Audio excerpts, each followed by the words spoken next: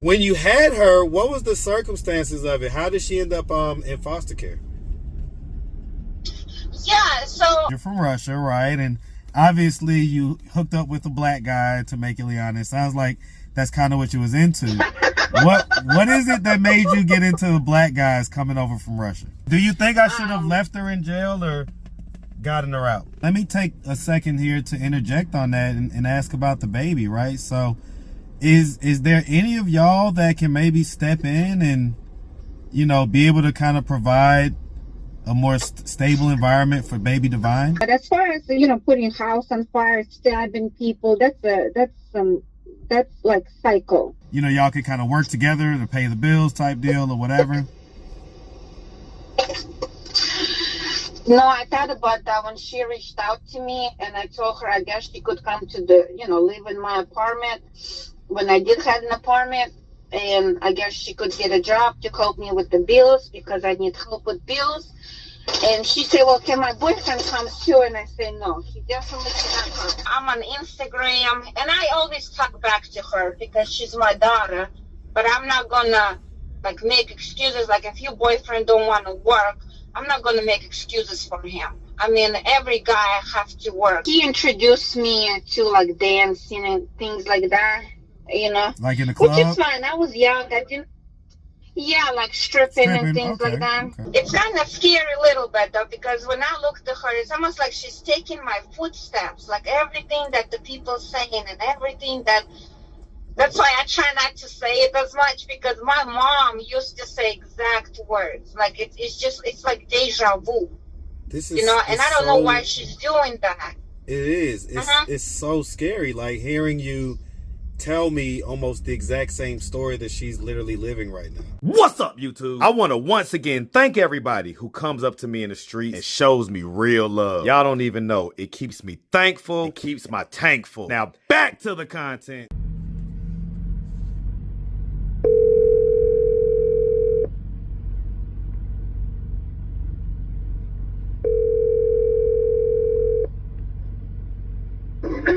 Hello? Hey. Oh, hi, Marcus. How are you? I'm good. I couldn't hear you. I was in the barbershop. Oh, okay. Yeah, that's no problem. I know a lot of going on. Okay. So who is this? this is ILIANA'S biological mom. Okay. So yeah, you know, I've been wanting to talk to you, man, just to kind of fill the story out a little more. Do you have about 15 minutes or so? Sure. I don't know about the story now, but yeah, I don't mind talking to you, and I really, really do appreciate, because actually your videos helped me to see what is she doing. You know what I mean? Right. Where's this accent? I hear an accent. Where's this accent coming from? Yeah, I'm originally from Russia, but I was adopted at 14. Oh wow. So Я говорю по-русски чуть-чуть. Oh, really? Yeah, я понимаю по-русски язык в Howard University в Washington, D.C. Oh, wow. That's cool, Mark. That's cool. Yeah. So, but okay, so you're an immigrant from Russia? I was adopted from Russia at 14. Okay, wow. And so what age did go ahead. I'm sorry, go ahead. No, go ahead. I'm sorry. Yeah, you're right. So you came over here and you was adopted by, I guess, a family. Were they here in Georgia? Yes. Okay. And so at what age did you have Ileana? 18. Oh wow. Okay. So that means that puts you at about 36, 37 right now. Well, I'm almost 40. Okay. So you're sound like you're a couple years actually younger than me. Wow. Okay. So when you had her, what was the circumstances of it? How did she end up in foster care? Yeah, so when I had her, I was dating her father. I was living with her father in Memphis. and his family. He have a brother, a cousin, a sister. So I was living with them, and then I got pregnant. And but he was selling drugs, so I couldn't keep her around him, you know, because I was concerned for her. So I found another. Well, I didn't found. I guess they found me. I had another boyfriend, and he decided to take care of me. And you know, and we lived together but he took me in when I was pregnant and decided to take care of me and Aliana. And we lived together for about 5 years until he started becoming abusive. And then I left him. I had to leave him because I don't do it. I will kill somebody. So I had to leave him, but I had nowhere to go at the time being. I think I was about 23 at the time when I had to leave. Mm-hmm. And I had nowhere to go, so Aliana had nowhere to go. So I called my adoptive mom and asked her if she could care for Aliana, and she couldn't because I also have a special brother at the time being. So she was saying, huh? Like a special needs brother?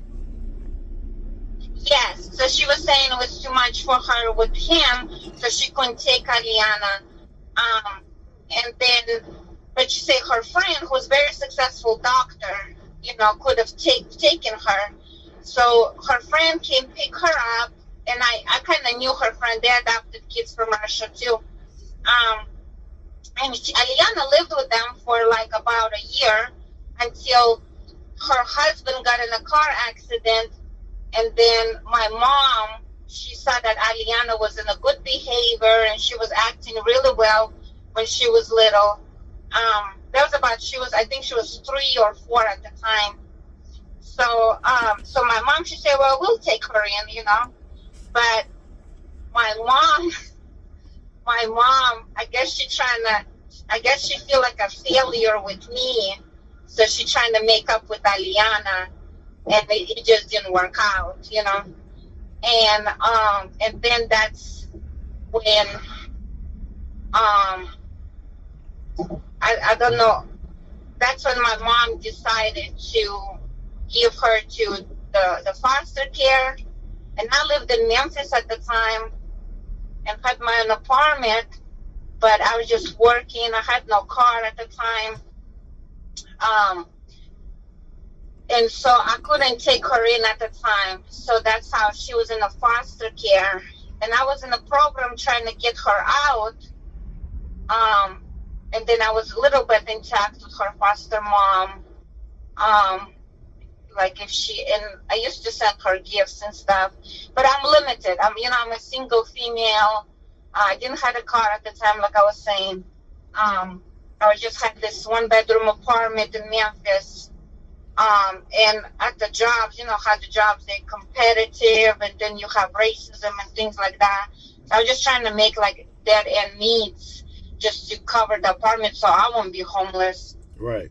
And actually, I did receive, I think the DFC, you know, reached out to me. That's how I heard about the story, because she said, I don't know why I'm doing this, but you know, Aliana is in trouble and the grandbaby needs help. But I don't even have my apartment. Like, I live in North Carolina now. I'm trying to move out of North Carolina. I had it enough of North Carolina. I've learned everything I needed to learn, but I don't really, I need something new, you know? So yeah, even now, I'm not even doing that well to even, but it's kind of scary a little bit though, because when I look to her, it's almost like she's taking my footsteps, like everything that the people saying and everything that's why I try not to say it as much, because my mom used to say exact words. Like it's like deja vu. You know, and I don't know why she's doing that. It is. It's so scary, like hearing you tell me almost the exact same story that she's literally living right now. I know, and I is don't know wild. why she's doing that though. I don't know why she's doing that. Sounds like just because generational actually when I patterns. have, huh? I said it sounds like generational patterns, you know. That is wild. That's the okay. I'm sorry. So go ahead.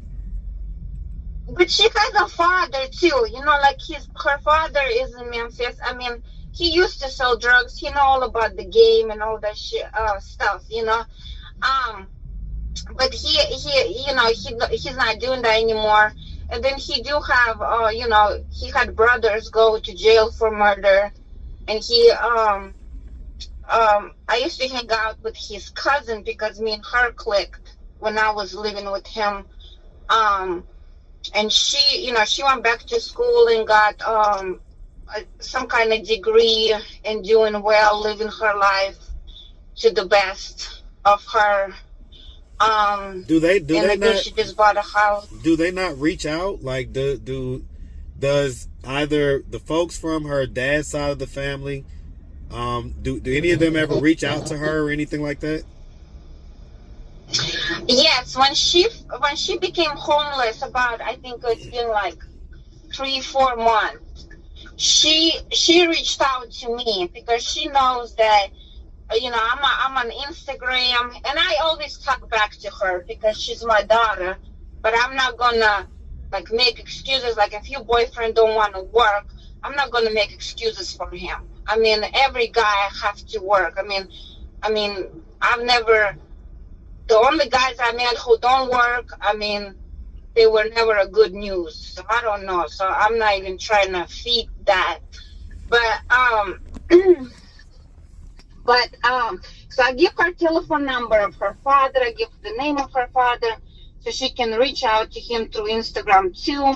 I told her about the aunt, the cousin, you know, and I guess she did reach out, but I guess something didn't click. Like, they still ask about her because she's their daughter. She's the family of them, and they really they love the family, you know.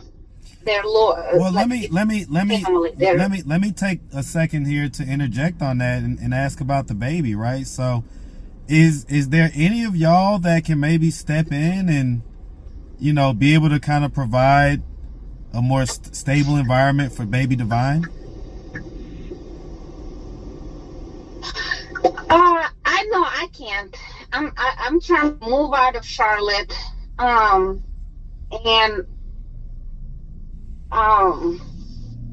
where are you moving so to? I don't really have a home. Are you moving? Where do you know where you're headed to? Well, right now I have to stay close to Charlotte, because some circumstances, but I do trying to move because I just had enough of it. Well, I guess in my head, I guess I'm thinking, is it possible that you could possibly move to Atlanta, or, you know, maybe y'all can find a place to move somewhere together? Maybe, you know, have a little bit of a reset, and you can kind of maybe help, you know, to raise the baby, and, you know, y'all can kind of work together to pay the bills type deal or whatever. No, I thought about that when she reached out to me, and I told her I guess she could come to the, you know, live in my apartment when I did have an apartment, and I guess she could get a job to help me with the bills because I need help with bills. And she said, well, can my boyfriend come too? And I said, no, he definitely cannot come. You know, y'all could kind of work together to pay the bills type deal or whatever. No, I thought about that when she reached out to me, and I told her I guess she could come to the, you know, live in my apartment when I did have an apartment, and I guess she could get a job to help me with the bills because I need help with bills. And she said, well, can my boyfriend come too? And I said, no, he definitely cannot come. Especially if he don't want to work, he definitely cannot come. And so she got upset. And I told her, look, you cannot get mad at me because I'm telling you that the guy is bad. It's just bad. Like, I've seen it. Believe me, I've met a lot of guys. You know, I mean, thank God nothing bad happened to me, but I've seen it, all that there is. Like I told her that too. I said, look, I've seen what's in there. Like there's nothing on the streets. There's nothing. I promise you, I've seen it all. There's nothing new to see over there. It's only hell, or you pick up yourself, you know, and you just kind of pick up yourself and work on yourself to become independent woman and trying to figure out, you know, learn about. But I think she's been through a lot. I'm not sure because, like, even the burning down the house. But then I thought about it too because I mean, I've never met nobody who burned down the house. Like usually people get scared, they go to jail or something like that. Yeah, she actually went yeah, through her with it, burning right? down. And so, yeah, that's wild. I was gonna ask what were your thoughts on that? Because Yeah, that's how old definitely was like she? that. How old was she when that happened? I don't know. I wasn't there, but I've heard about my mom, you know, my adoptive mom. She told me about it. And Right. that's when I was like, wow. And I know she's been through a lot. Look, she was born to me. We lived pretty decent, you know, we didn't really, but after the boyfriend started getting abusive, and then I think he started cheating too, so I just I couldn't sleep in the same bed with him no more, you know, and so I just had to cut it out. And as I cut it out, I know Aliana had nowhere to go. And so that's why I reached out to my mom. So at 3, she was separated from me, you know. And then from 3, she went to, you know, my mom's friend's house and lived there for a little bit. I mean, they have nice houses, like, you know, but she probably don't remember. And then she went on, because the lady was the doctor. So they had a huge house, like 5-bedroom house. And then when her husband got in an accident, she had to move the house, you know. Then she went to live with another friend at her house, and she adopted children. So she was just like from house to house until she got to the foster care. So that's a lot, you know. That's a lot, like on her A lot of mind. trauma. Like, there's Yeah, no a lot of stability. trauma. A lot of trauma. What are your thoughts on the idea that, you know, she's kind of sticking the tone no matter what? Because even you just said, even when you offered her a lifeline, she said, well, tone has to come along too. And also, you know, just the idea that, you know, he's doing this cross-dressing and messing with transgenders and everything else, but it seems like she's still going to kind of stick by him. What do you think that's all about?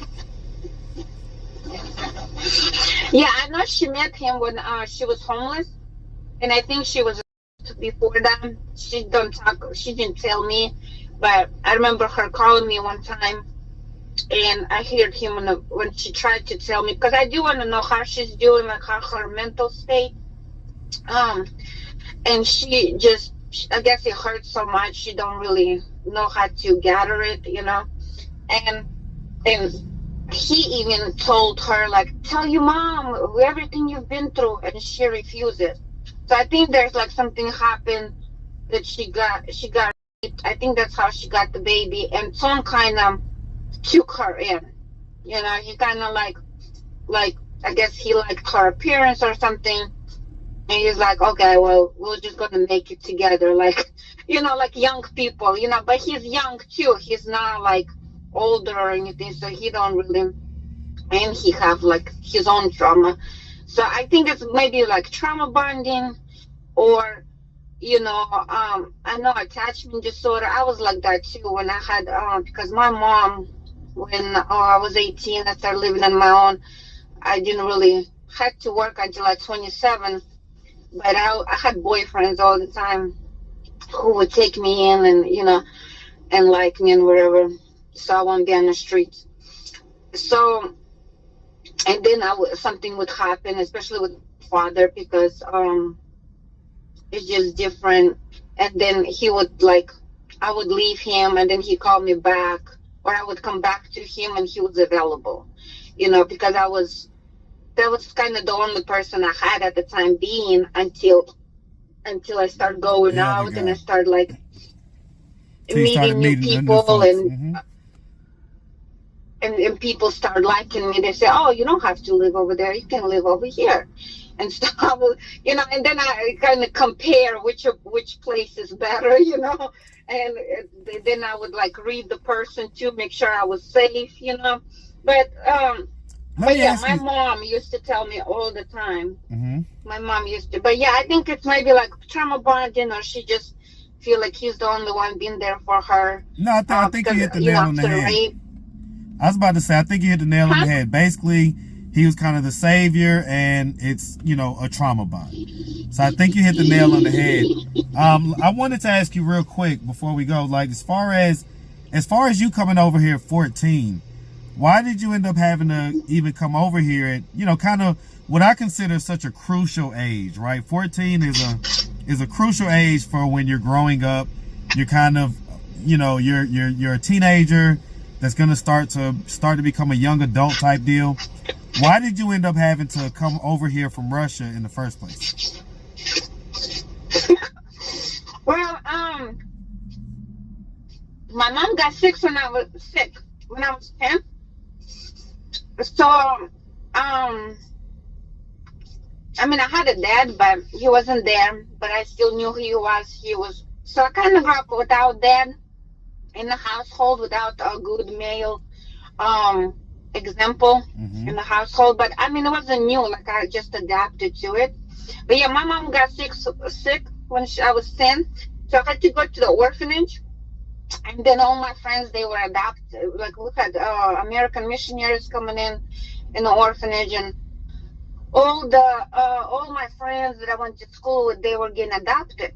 And then one of the friends that was getting adopted, they say, "Hey, if you have like people who you think, you know, want to be adopted or whatever, you know, we can just go ahead and take pictures, and then, you know, see if anybody who need the child would adopt it." So for some reason, they say, I'd be a good fit. I never want to be adopted. I never really, you know, I loved my mom, my own mom. So I never really knew, you know, like I never really, like I wouldn't think I feel comfortable calling a stranger a mom, you know. But they said I'd be a good fit, I guess, because something in me, they thought that I would probably won't make it over there or something, you know. So they took picture and the family posted online, and then my family liked it. And so they knew there was risks, but they just, I don't know, so the picture spoke to them, okay? That's what they say. And then they decided to go ahead and adopt. But, you know, my mom, my adoptive mom, my dad was her second husband. She had the one child by the first husband, and they couldn't have kids. So I was the first one adopted, but I didn't have a lot of experience with teenagers, and that's where the conflicts comes in, you know. But then they adopted other kids. They adopted from Ukraine, Latvia. One girl they adopted, she didn't like it, and she told them to take her back. So, and then my mom, she actually opened this hosting, because with her experience, she decided that, okay, so some kids, they don't know. They think they want to be adopted, and they come here, and there's conflict, and they want to go back, and it was an option. So she started this hosting program where the kids can, kind of test it out. Kind of test it out a little bit. And then, and so, but then somebody burned her down, because she the one started the whole freaking business, and then they voted her out. I'm like, how is that even possible? Like, you're the one who created it. Yeah, that's how it can go. You structure your business a certain way. Okay. But I feel it though but I feel it. I feel what she's going. But yeah, and then now my mom and my dad, they got divorced too. So you know, everybody have issues. Everybody, you know, have their own little quirks. I am going to ask you about this, because you're from Russia, right? And obviously you hooked up with a black guy to make ILIANA. It sounds like that's kind of what you was into. What is it that made you get into the black guys coming over from Russia? didn't. No, I didn't. It wasn't like that. Okay. I didn't really knew the difference. I didn't know much about racism back then. I mean, I knew like my mom treated me a little different, but when I was on my own, the black people were helping me. They were also the one that like listened me out and always like, like trying to put things together, like always supported me. So, I was in a group home. I was not in a foster care, but I was in a group home. So the black people really built trust in me. But I didn't know much about racism, but they did. And that's why I guess, and because I was attractive, I guess that too. But I've got to see a picture of you. What's your Instagram? No, I'm getting older now. I'm getting older. I had 3 children. I hear you. And I'm almost 40. I hear you, but I'm not old, and I'm older than you. So I hear you, but I ain't gonna claim it. What's your Instagram? Oh, it's just my name. Okay, so just look you up by name. Okay, so yeah, I mean, but yeah, what happened? No, what happened with her father was, I was 18 and I was trying to figure things out, and they had this traveling where you travel and sell magazines, or you travel and sell some cleaning supplies, right? So I applied for it, and that was back then when they had greyhounds and things like that. So yeah, I applied. I did the magazines for a little bit. It was fun traveling and all that. But it wasn't like, I don't know, it wasn't even making me any money, and I was young. So then we meet people on the route who sell cleaning supplies. And they say, a lot of people don't need magazines, but the cleaning supplies might be easier to sell. So I said, oh yeah, I'll take your number and I'll call you. So when the cleaning didn't work, magazines was like something, I wasn't making a quota or something. I said, well, I don't really need this. I'll just go to the cleaning supplies company. They do the same thing, like traveling. They give you hotels and things like that. Sales jobs. Those are sales jobs. Yeah. And so what happened was, we were at the gas station, and this girl, I think I was 19 or 18, and this girl, she was younger. She was a black girl, and we see. I'm not a person that would go and holler at you. I'm not that kind of person. But she was like so outgoing, excited, I guess. Okay, I didn't know. I thought it was desperate, but yeah, you're right, outgoing. And they had rims, they're from Memphis. We were in Chattanooga, just at the gas station, and I guess they were traveling from Chattanooga or something, going back to Memphis, and they had Cadillac rims and all that. And she was like being all outgoing. She's like, look at this guy. And I'm young, I don't know. So I just, and then she's like, I said, oh my God, that's crazy. And so one of the guys, which was ILIANA'S father, gave me his number. I'm going to say, well, if anything, call me. I'll come pick you up if you ever need anything and things like that. So after I got tired of the cleaning, I guess I wasn't making quota there either. And so I wasn't happy that I wasn't making any money. So I said, well, because they do give you room and board, but you need extra money to eat. Right. They don't always give you food. So, and I wasn't like making enough to even get me like food, right. So I didn't like that. So I remember him. I said, well, this guy, he's from Memphis. He don't live far. So then I just left the cleaning, company, and I called him. Well, I called another friend I had in St. Louis. I used to live in St. Louis too, but but then I said, well, this guy's close by. So I called him, and he can pick me up, and then I lived with him. But he introduced me to like dancing and things like that, like in the club. Which is fine. I was young. I didn't. Yeah, like stripping and things like that. Okay. How long? What was? Well, no. Listen. This is the normal story that I hear all the time, so it's nothing to me. What was the last age that you danced in the clubs? Like, you started at 18 or 19. What was the last age that you danced? Yeah, after I had ILIANA, I wasn't, I wasn't dancing the same. I was drinking a little bit more. And then eventually the owner, I guess I was more self-aware of my body, I don't know, maybe hormones or something. But I was drinking more than usual. Usually I just have 2 drinks, have fun, make money, and that's just fine. But after having her, it was like I had to have 5 drinks.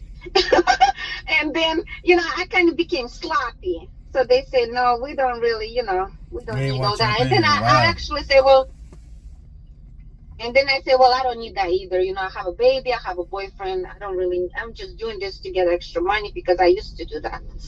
But no, yeah, he put me in the club and, he put me on the street, Mm-hmm. Yeah. And then he put me in the club. So when you left the club, did you go back to the street? No. No, I didn't need to. I had a boyfriend. Like I said, we lived for 5 years. And actually, the guys that I met, they never wanted me to be on the street. They wanted you all to themselves. It's just... Yeah, okay, yeah, I guess. I don't know what they wanted. You know what they wanted. No, I wasn't thinking like that. I was thinking they wanted control, like ILIANA, Mm-hmm. But no, I wasn't thinking like that at 19, though. But yeah, you're right. So and, your other two kids, do they live with you, or who do they live with if they don't? Yeah, the guy that we lived that took me in when I was pregnant, he was there through the pregnancy with ILIANA and everything. And then after, I think it was 3 years, I got pregnant again with his kids. But he became like overly possessive, and he became like, I feel like he would treat ILIANA a little different than his kids. Like when ILIANA tried to help with the baby, like she would try to help him, and I would watch her too. I mean, I'm smart. Like I know I did like a little drinking, smoking back then, but I was smart. Like, of course I was not going to let her drop a baby or anything like that.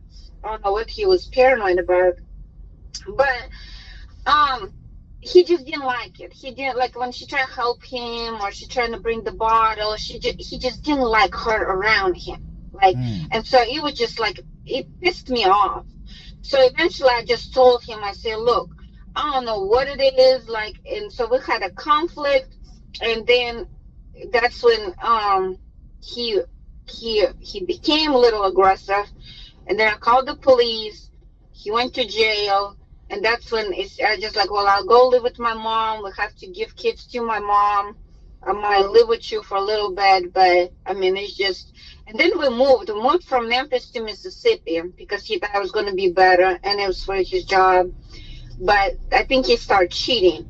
And so when I saw it, I said, I cannot do it. I cannot sleep in the bed with a man knowing that it's, it's not the same. It's dirty. I don't share. I don't like sharing. Yeah, I get it. And that. So, okay, wow, listen, I tell you what, I am just. Then I give the second child. I told my mom too, because she's my mom, and she said, well, we cannot really but we have a family church who would like to adopt him. And so I said, that's fine, probably good being in a preacher's home and stuff like that, I feel safer, because there was some weird stuff going on too, like after the second baby, so I was really happy that it was. No, it was just like, I don't know, it was demonic. It was something demonic. I don't know. Yeah, it was just some weird spirit. Like there was some weird spirit. I don't know if it was just fear because he became more aggressive or what happened. But there was just this, I think that's why he wanted to move from Memphis to Mississippi.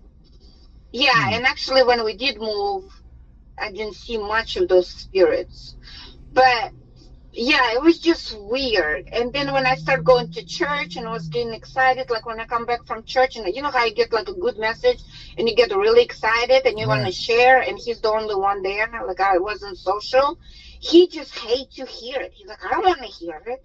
And I say, what is wrong? He's like, well, I don't want to hear it. I was like, I'm just excited to show you. He's like, I don't like it. I said, oh, okay. But that was weird. Yeah, when we moved to Mississippi, I'm asking a point. Different. But yeah, that baby got adopted. The second one got adopted, and then the third one, that was 3 years later too. His dad was really loving. His dad, the third baby, Isaiah, he got adopted to Florida. The family, like I met them, we did open adoption until the COVID, and I moved to Seattle, so it was a little further, but they used to come visit, and for me, I guess they wanted, it was open adoption. But yeah, the third one, his dad was really loving, but we didn't have money. We just did not, like he had a job, but he wasn't making enough to get like an apartment or anything like that. And we stayed with my friends. So eventually it was just like, he was really loving. He was really like, he was so loving, like really loving. It was amazing. But he just didn't have money, you know, so I had to give him the child for adoption, because there was no, you know, and so that way we both can be free to do, you know, kind of live our lives to make better of who we are, instead of let the baby live with my friend, not in so good neighborhood, just living in one bedroom, trying to, you know, raise the kids. So I thought about it, I guess because my mom told me that was always an option if, you know, if you get like too difficult. And I told him, and we reached out to the Bethany Christian Services adoption agency, and they say you have an option of an open adoption. So I met, you know, they give you books to look at the families that you want to choose, and then they fly in, and he have a sister and stuff. So yeah, and I mean, the first one with Aliana too, when she was born, my mom said, bring us, you know, to adopt her. And I tried to do that, but I just couldn't let her go, because when she was born, and because she kind of knew the boyfriend, I mean, he was a good boyfriend, though. He wasn't like a dad. I mean, he was older. He was 10 years older. So he was a good boyfriend, and he, you know, made good money. I didn't have to work. We had everything. So, I mean, it wasn't like, and he let me do whatever I wanted to do. I guess, like you said, to keep me to himself. So that was, you know, and we lived for 5 years until we had a second baby, and that's when, you know, conflict started rising, because I saw favoritism, and then I had to leave him. But after 3 years, I got pregnant again. But yeah, the third baby, I mean, you know, and with Aliana too, like I said, when she was born, my mom said, you know, because the probably goal was going to be, and we drove from Memphis when she was a baby. We drove from Memphis to almost to Atlanta, and I was crying the whole time. I just couldn't let her go. She's like the firstborn. She's the first little creature, you know, that came out of you. Yeah. Let me ask. And I couldn't let her go. I'm gonna ask a pointed question. I couldn't let her go. So. Okay. Yeah, can I say that? So I couldn't let her go. So we turned around, and I tried to raise her for 3 years. So you almost went through with the adoption, but you couldn't do it at the last minute. It was, you know, I don't know. I mean, that's like that's how a lot of mothers are. Listen, you hold a baby in you for 9 months, you become attached to it. There's not anything that anybody would look at that and be surprised about. So I definitely get that. I wanted to ask a pointed question though, because you was talking about the demonic spirits and everything else. To your knowledge, did any type of trauma, any type of trauma like that happen to Ileana? No, Ileana was fine, but I think the spirits are now, actually, when I look back, because when me and him were arguing about him like pushing Ileana aside from the baby, and the baby is her brother, right. So there's no reason to push her aside. If she want to bring a bottle, or if she want to try to help, right. But I guess he also maybe saw something that I didn't see. Maybe he saw like, okay, if she gets comfortable doing that now, when I'm asleep or I'm not around, she might try to do it on her own, and then the baby might fall or something. You know what I mean? Right. So maybe he saw that I didn't see, because he was smart too. Okay. Yeah, that I think. So when the conflict, sorry, I had to gather the thought. But when the conflict happened, this dude, oh my God, this dude grabbed a knife and put it to my throat. What? And yeah, and I think after that incident, that's when the demonic start happening, and he even thought. But I did call the police. Well, first of all, I told him I do have, Ileana's family, so they can really kill him if So, but I had nowhere to go, so I stayed with him, and gave me a home too. And he didn't just give me a home. He didn't really care. Like, he wanted me to do everything, like play. That was fun for a while. But okay. Well, listen, I don't want to take up too much of your time. Because I definitely appreciate you. Yeah, because actually. Go ahead. Yeah. So then we did move to Mississippi. We did move, and it did get better. But then, like I said, I did. He was cheating and stuff somebody like was that. calling him. Yeah, somebody was calling him, and I answered the phone, and then he said it was my sister. I say, in 5 years you have no sister. Like, what the, So the trust was broken. The trust was broken, and then with the frustrations, there was some little incident, nothing like crazy like that. And then he started becoming a little jealous, like, because he would have friends over, and we used to drink back then. A little bit, not like alcoholics or, just on the weekends. Yeah, have a little bit of fun. I got it. And so, yeah. And so his friends would come over and, and we just, drink. And then I guess we ran out of drinks. And I said, well, let's go to the store to get some drinks. So he didn't want to go.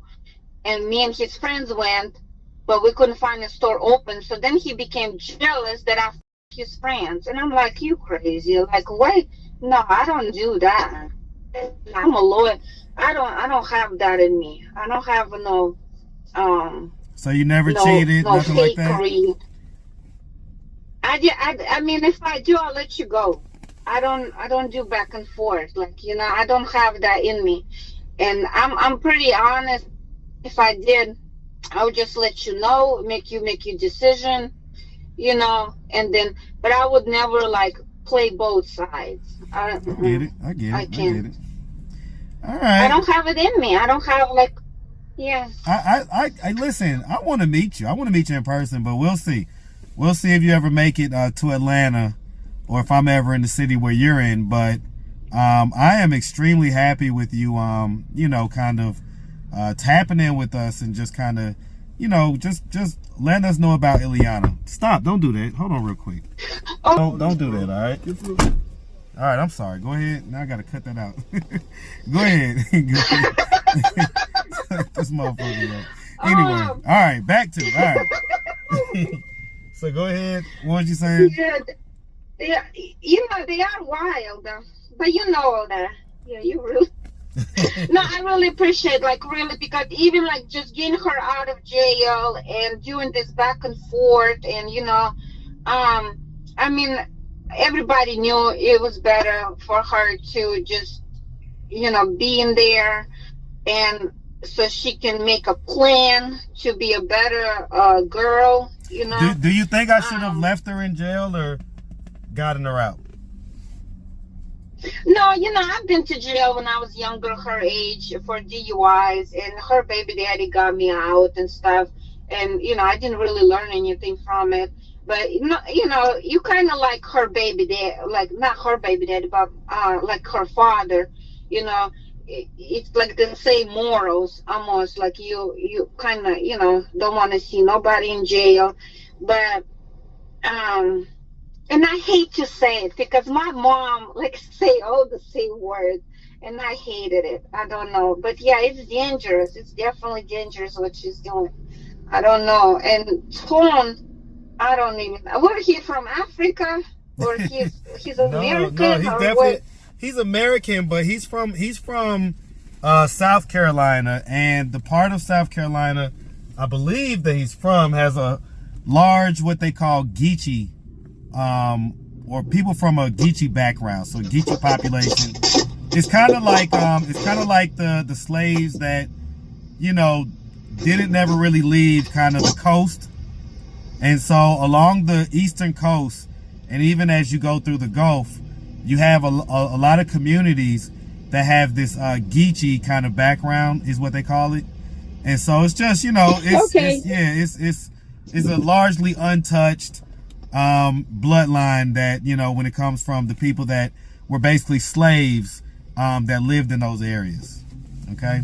And so they have a lot of, they oftentimes have dark skin and, just kind of a certain look. They talk a certain way, everything else. So yeah, tone is tone. But I wanted to ask, so okay. So you were happy that I got her out of jail. Why do you think that she ghosted me the way that she did? She just, she grew up without father. The foster woman didn't have a male in the house.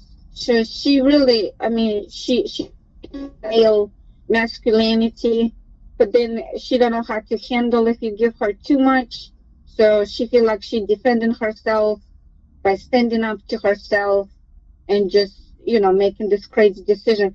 But as far as, putting house on fire, stabbing people, that's like psycho.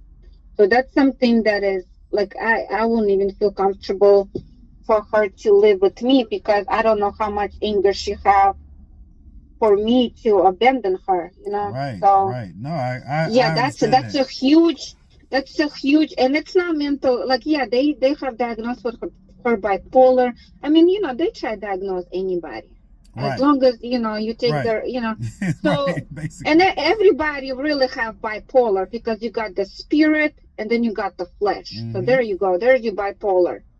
So constantly you go, and yeah, your behavior, of course, because of who you surround and the knowledge and the wisdom that and the way I got out of it is I went to the program. When I got at the end of it, because I did love the children, I loved Aliana. So I went to the program, but and then I went out of the program, and then when I did try to go back, like drinking and smoking, it just didn't work anymore. Like, I started getting more paranoid or some weird stuff.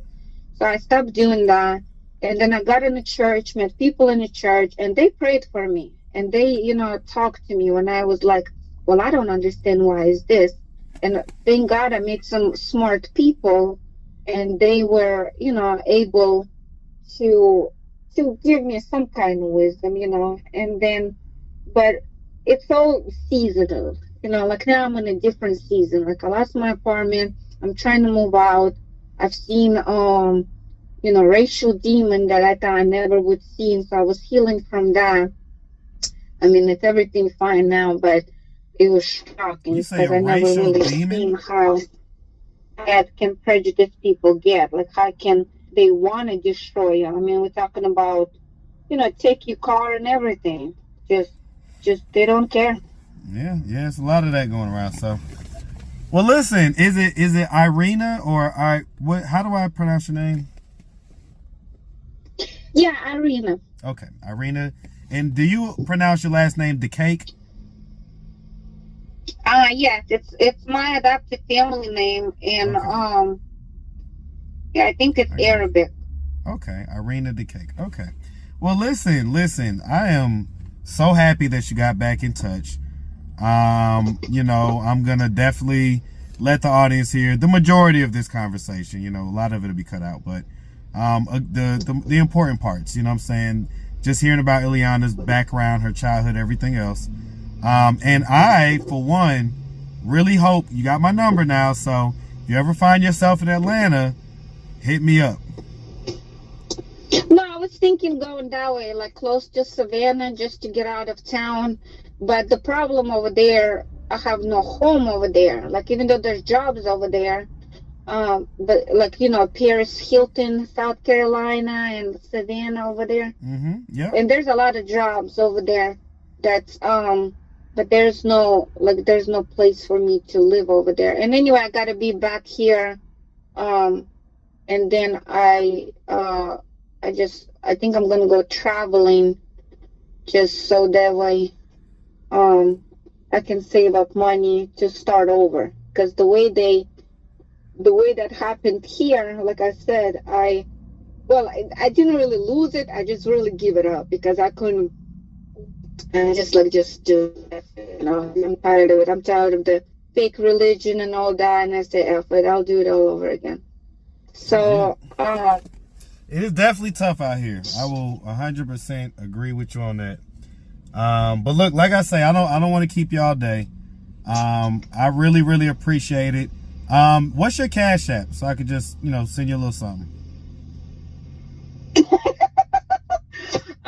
It's you know, the money up front, right, and my name, and I think it's the one with the picture, because I did have some other ones, but I don't even have. Well, I'll tell you what. I'll text you, and then you text me back the correct one, okay? Okay. Because I don't want to send it to the wrong one. Oh, okay. All right. Yeah, thank you so much. I really, really appreciate it. And like I say, thank you. I don't know about the whole because yeah, it's I don't know, it's dangerous, but it's really nice of you to care for her that much. That's for sure. I'll tell you what, listen, I'm just gonna move in the spirit. I'm gonna move where my spirit leads me to, and not really question it a whole lot, you know, not overthink things. So that's kind of how I move. And like I say, I'm just gonna continue in that mode. So all right, well, listen, I tell you what, like I say, we're gonna talk and definitely have a good one, okay? Okay, thank you. Bye-bye. Bye.